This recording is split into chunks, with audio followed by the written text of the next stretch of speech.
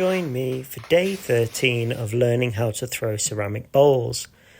Again this week I'm learning how to throw on a wooden bat, so I've laid down a slither of clay and then tap centering the bat on top. Once I found centre, I'm just cleaning up the board. I've actually left a little bit of clay on from a previous attempt, and this will help the ball stick to the bat more cohesively. I'm just going to roughly centre the ball now and then seal down the edges with my finger. This will prevent the ball from sliding off. A little bit of water. I'm going to now start coning and centering the clay. This is a really important part of pottery because if the clay ball is off slightly, it will affect the bowl's final shape. It will make it come across a bit warped, or the bowl, the higher you get, the more it will start to wobble. So really taking my time here, slowly coning, making sure I'm getting that right height. I begin by lifting and then pressing down.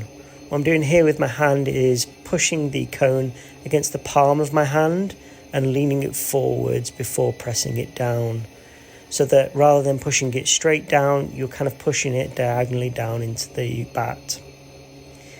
Once I've got a nice centre, I'll then begin opening up the clay and offering it up so that I can then begin pinching the walls.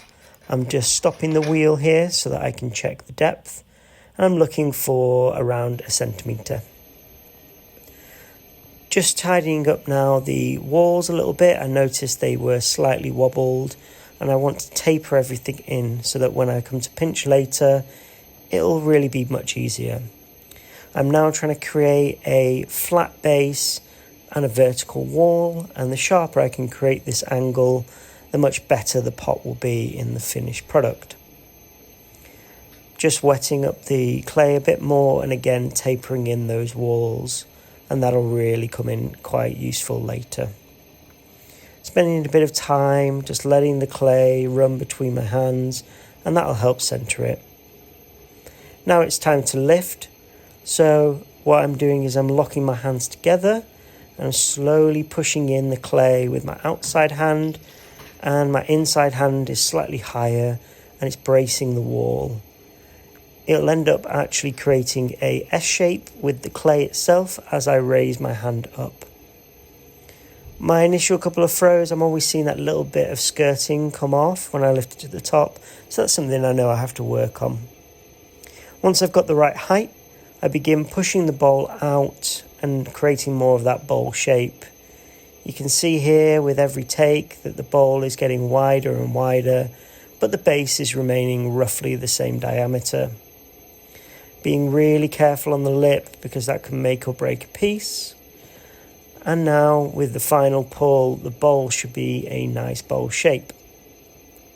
Once I'm happy with that, I want to come in and use the metal kidney, and this will help remove any excess slip, but also make the pot have a cleaner finish and allow me to remove it much easier off the wheel.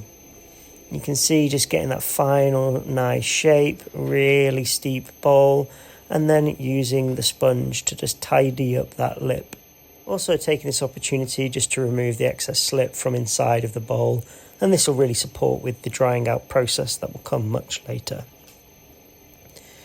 Spending a bit more time to perfect that lip, because the more time I spend here on perfecting that, the cleaner and lighter and delicate the piece will look.